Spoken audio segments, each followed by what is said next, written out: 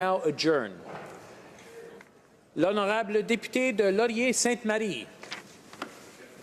Merci beaucoup, Monsieur le Président. Monsieur le Président, le 14 novembre, je me levais en cette Chambre et je demandais au ministre des Affaires étrangères pourquoi, c'était très bien, il a refusé une exportation d'armes à la Thaïlande en invoquant les droits de la personne, mais qu'il avait approuvé la vente d'armes à l'Arabie saoudite, malgré une situation des droits de la personne qui est encore pire, si c'est possible, et malgré aussi les actions de l'Arabie saoudite au Yémen. Je lui demandais aussi quand est-ce qu'il allait se décider à accepter l'idée d'un comité parlementaire pour étudier de manière continue cet enjeu global des ventes d'armes canadiennes, surtout que c'est un gouvernement, les libéraux nous ont promis de la transparence durant leur mandat. Je n'ai pas eu vraiment de réponse. On sait tous que c'est la période de questions, ce n'est pas forcément la période de réponse. Mais le ministre m'a mentionné l'intention du Canada d'accéder au traité sur le commerce des armes. Depuis ce temps-là, le gouvernement continue de faire la sourde oreille face aux demandes de plus de transparence. La situation au Yémen a empiré de manière catastrophique. Les 2/3 de la population ont besoin d'aide humanitaire. Ça, c'est 19 millions de personnes, Monsieur le Président. Et le gouvernement reste muet. En plus, on a appris que le ministre des Affaires étrangères, à l'époque, n'avait pas été briefé convenablement sur la situation des droits de la personne avant d'approuver la vente d'armes à l'Arabie saoudite. Quant au traité sur le commerce des armes, écoutez, Monsieur le Président, on cherche encore le projet de loi. Je ne sais pas s'il est caché à quelque part dans un bureau, mais il n'y a toujours rien qui bouge là-dessus. Alors, mes questions à la ministre des Affaires étrangères. Est-ce qu'elle croit que les Canadiens, à travers le travail de ce Parlement, ont droit à de la transparence en ce qui a trait aux ventes d'armes canadiennes? Est-ce que la ministre a été briefée de manière adéquate par la division responsable sur la situation des droits de la personne en Arabie saoudite? Comment est-ce que la ministre se sent en tant que femme à la veille de la journée des femmes qu'on vende des armes à un régime qui opprime les femmes de manière terrible?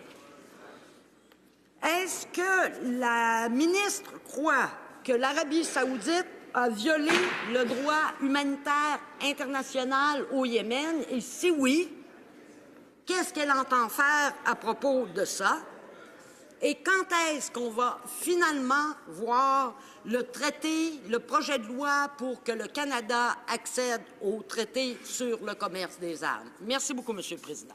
Honorable secrétaire parlementaire du ministre des Affaires étrangères. Merci, Monsieur le Président. Et laissez-moi premièrement vous dire comment encourageant c'est de voir des membres de cette Chambre ainsi que tous les Canadiens de voir le partage d'intérêts qu'ils ont qu'on maintienne une norme plus élevée pour la paix, pour la sécurité et pour le droit de la personne autour du monde.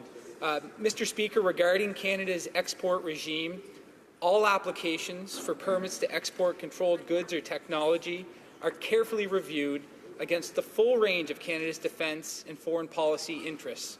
The objective of this review is to ensure that exports from Canada do not cause harm to Canada or to our allies, do not undermine national or international security, do not contribute to regional conflicts or instability, do not contribute to the development of weapons of mass destruction or their means of delivery, that they are not used to commit violation of human rights, and that they are consistent with economic sanctions.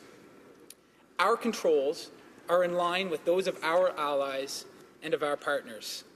However, Mr. Speaker, we have heard the concerns of Canadians, and we are fully committed to making Canada's export control regime even stronger. On June 17, 2016, our government tabled the Arms Trade Treaty in the House of Commons, something that the previous Conservative government failed to do. Canada's accession to the Arms Trade Treaty will further enhance transparency in the export controls process while not putting Canadian companies at a commercial disadvantage. Let me remind the member and all Canadians that the Canadian defence industry provides 70,000 Canadian jobs. Canadians rightly deserve and expect a fair and level playing field. But Canadians also expect us to live up to our commitment to promote responsibility, transparency, and accountability. This is the right thing to do, and we will soon be introducing legislation to this regard. And when we do introduce the legislation, members of this House, including my colleague opposite, will have an opportunity to study, analyze, and contribute to this discussion. I look forward to hearing from the member opposite, as well as collaborating with her so that Canada can successfully accede to the Arms Trade Treaty. Furthermore, Canadians will soon see the results of new transparency measures that will be put in place in the form of enhancements to our annual reports to Parliament on the administration of the Export and Import Permits Act and on military exports from Canada. We committed to being more transparent and accountable, and we will deliver. With respect to the export contract of light armoured vehicles to Saudi Arabia, let me remind the House that this contract was signed under the Conservative government in February 2014, and that all three parties, including the NDP, committed during the 2015 election campaign to respect this contract and to quote the leader of the NDP, and I quote, "You don't cancel a commercial accord retroactively, it's just not done," end of quote. Unlike the NDP, we are sticking to our word and honouring the contract, but will also further enhance transparency and accountability in this regard. Regarding Saudi Arabia's human rights record, are we passive? Absolutely not, Mr. Speaker. Our government takes every opportunity to raise critical issues with senior Saudi officials, like humanitarian issues, consular cases, and universal human rights. We have raised these issues directly with the King, the Crown Prince, the Minister of Foreign Affairs, and other ministers of state, and the President of the Saudi Human Rights Commission. We will never shy away from the opportunity to promote human rights, both at home and abroad. Je remercie mon honorable collègue pour m'avoir donné l'occasion de souligner ce que notre gouvernement fait sur cet enjeu. De Laurier-Sainte-Marie. Merci beaucoup, Monsieur le Président. Monsieur le Président, mon collègue dit que le contrat avait été signé par les conservateurs. Sauf que ce qu'on ne savait pas à l'époque, c'est que puis on s'est fait dire par les libéraux, « Ah, c'est fait, c'est une affaire réglée. » Sauf que c'est les libéraux qui ont approuvé le permis d'exportation, qui est un truc crucial. Le contrat, il n'est pas finalisé tant qu'il n'y a pas le permis d'exportation.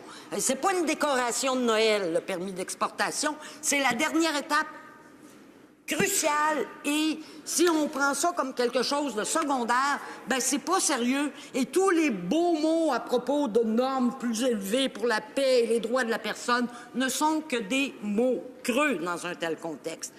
Mon collègue a dit que toutes les ventes d'armes sont carefully reviewed. Mais si c'est carefully reviewed, comment ça se fait que, et on l'a su par une demande d'accès à l'information, le ministre n'a même pas été brefé? Oui, Monsieur le Président, le contrat en question a été négocié par l'ancien gouvernement et on sait tous que le NPD a fortement appuyé ce contrat. Mr. Speaker, as I said, our government is delivering on our campaign commitment to join the Arms Trade Treaty, which will increase transparency and accountability in regulating the global trade of arms. We all know that this is the right thing to do, and as we move forward on this commitment, I look forward to an open and rigorous debate in the House with colleagues from all parties, including my honourable colleague opposite.